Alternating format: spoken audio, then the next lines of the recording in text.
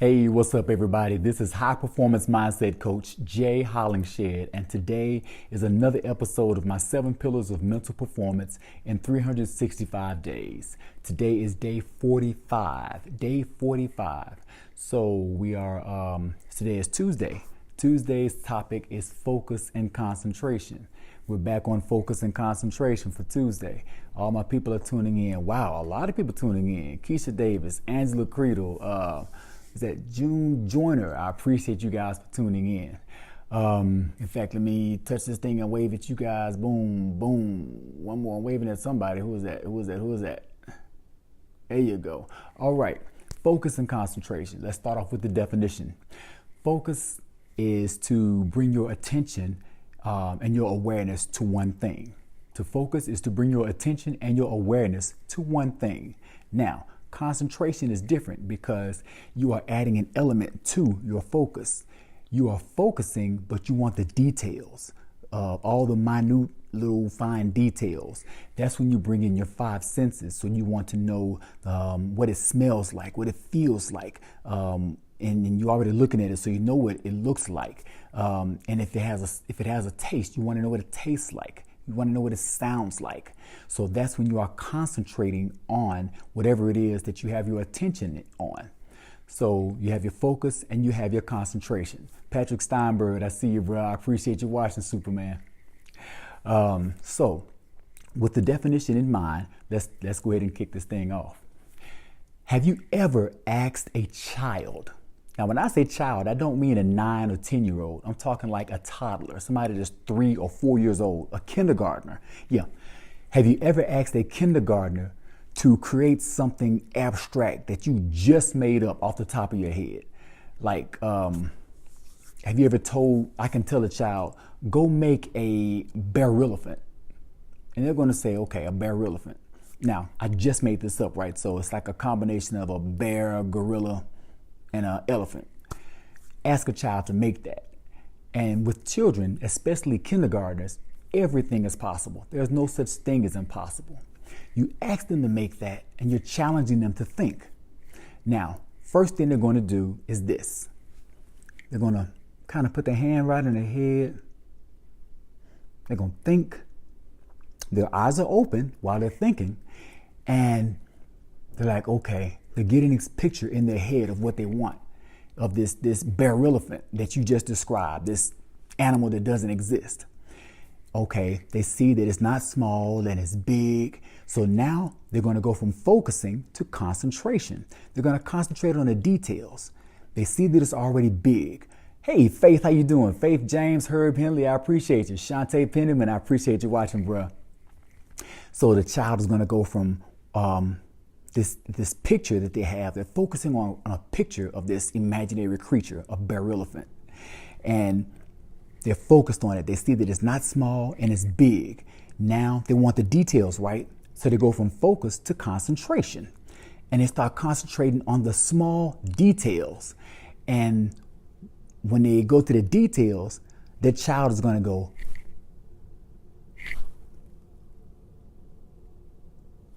why do they do that? This is why.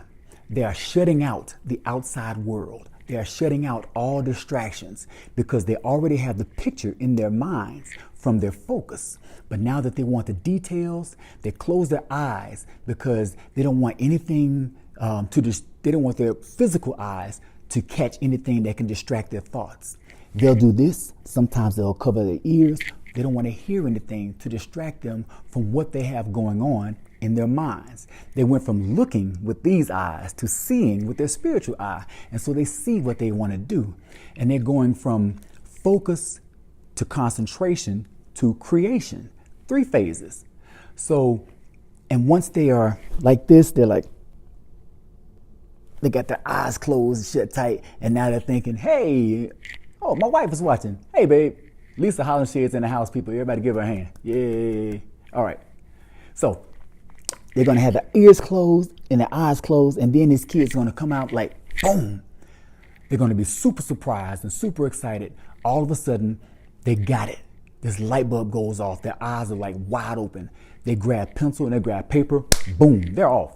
They're going off to create what? they saw in their minds. They're going to create this imaginary creature you just told them to make called a barrelephant. So that's the phases that we all go through, and we don't realize that. Here's what happens. Like I said, it's focus, concentration to creation. Now, we do the same thing. We have a task that we do every day, all day. We're always performing. We're always doing some kind of task. It can be school related. It can be work related. It can be athletics. It can be sport related. Now, let's say it's school related, and you want to focus on studying.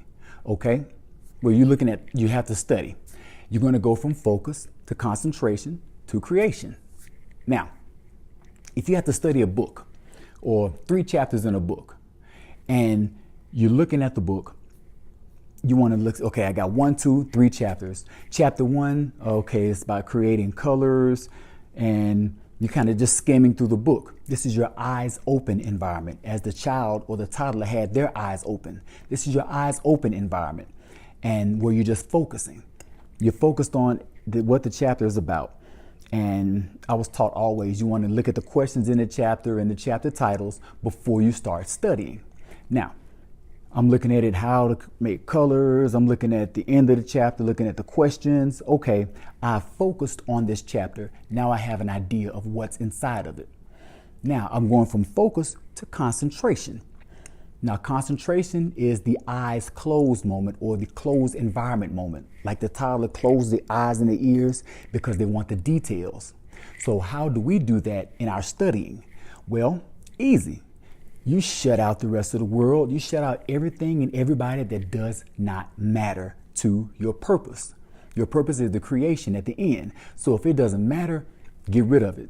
You do that by closing the door when you study. You do that by clearing off your desk of everything that's not related to your studying those first 3 chapters. And you can have a Rubik's Cube on your desk, or your phone or whatever. Take it off. It's got to go.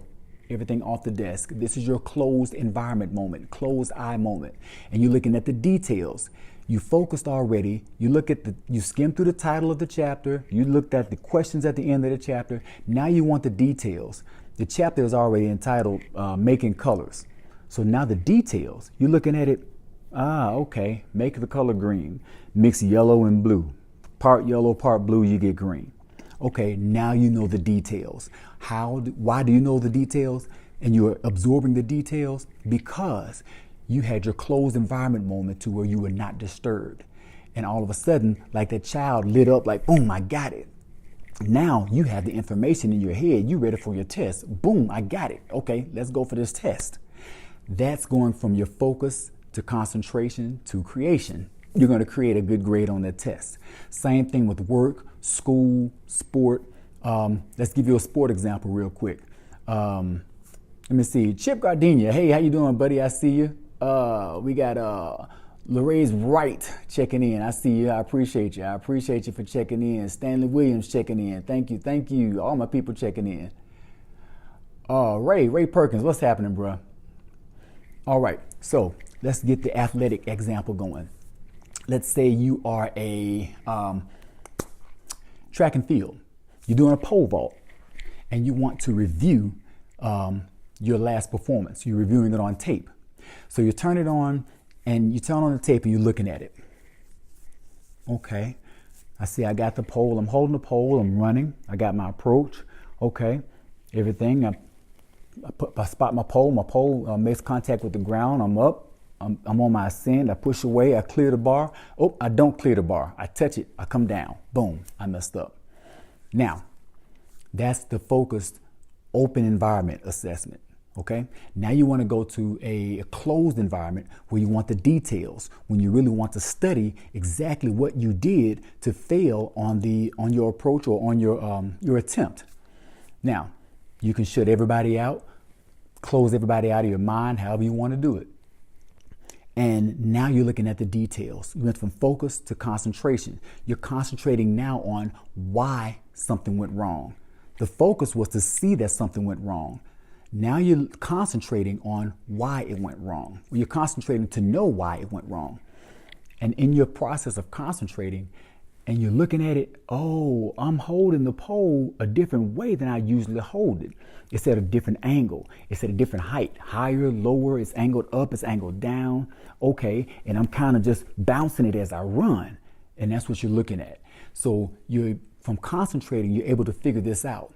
So you went from focus to concentration to creation. What are you creating? You are creating a better attempt so you can have that better result. So focus, concentration to creation. Another example, one last example. Well, let me give you two. First example, let's say you're driving, right? First time driving, first experience behind the wheel. You're learning how to drive. You're like, 15, 16 years old. Are you focusing or are you concentrating?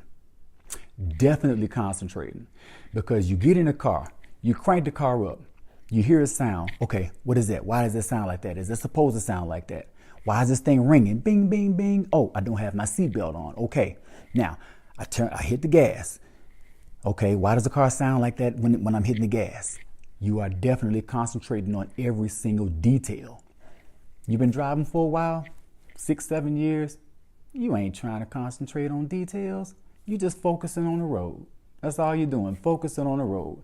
You get in, crank it up, turn on some music, one hand on the steering wheel, you doing your thing.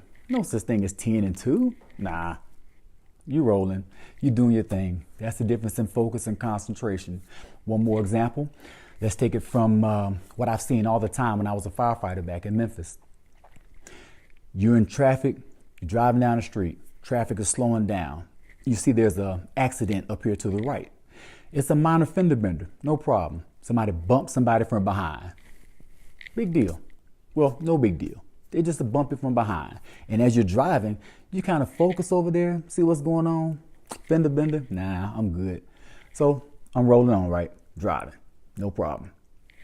That was just a quick focus, a focused look. Now, totally different scenario. You're driving, traffic is slowing down. You see you see red lights, you see blue lights. You got fire and police on the scene. You got traffic being diverted to another lane. And you look over there as you get closer, you look at the scene of the accident and you see a car overturned. Then you see another car that's on its side. You know, one car's flipped completely over, the other one's on its side.